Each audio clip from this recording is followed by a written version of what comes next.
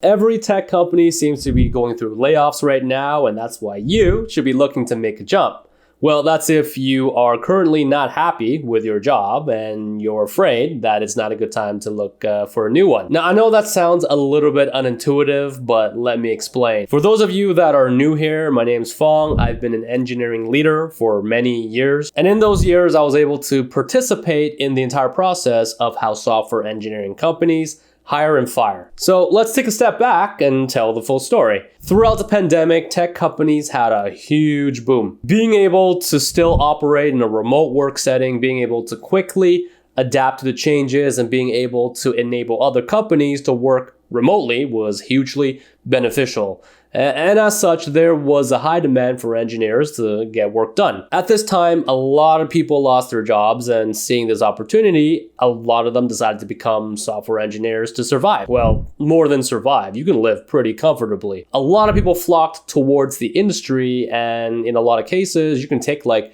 a 4-month boot camp, grind lead code, and get a junior position with pretty good pay. But these people, being fresh to the industry, weren't exactly privy to what was about to happen. This was only possible because company revenue was skyrocketing across the industry.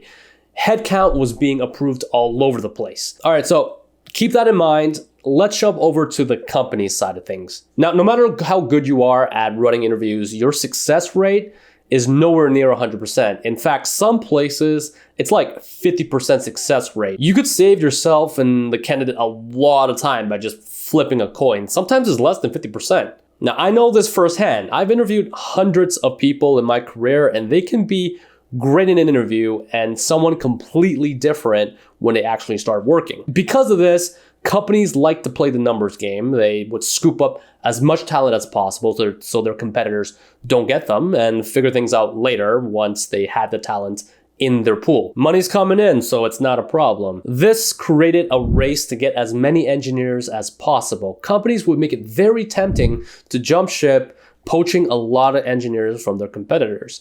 If you hire 100 engineers, you might actually end up with a handful of really good ones, and those are the ones that you really want to keep and pamper. As the pandemic was winding down and things looked to be going back to normal, the growth that these companies saw throughout the last 2 years had to rebound. And in fact, if you've been in the industry long enough, you knew that this type of growth was not sustainable at all. Investor money dried up, VCs advised their startups to trim fat and lengthen runway.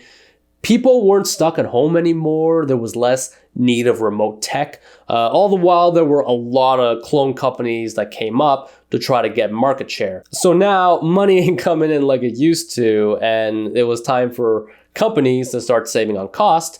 And the most expensive thing in most companies are the employees. So layoffs started happening. Troublemakers, slackers, teams on low impact or high risk projects started getting targeted. Over the last 10 months, companies either laid people off, froze hiring, or became really strict on their performance reviews. Even tier 1 companies like Facebook and Google started cracking down on their engineers. Suddenly, the power dynamic has changed, and the power is on the side of the corporations, who are now super careful about the headcount that they approve, the projects that they are focusing on, and the way that they hire. But that's what I want you to focus on. Companies right now are managing risk. Risk that translates directly to how revenue and expenses are affected.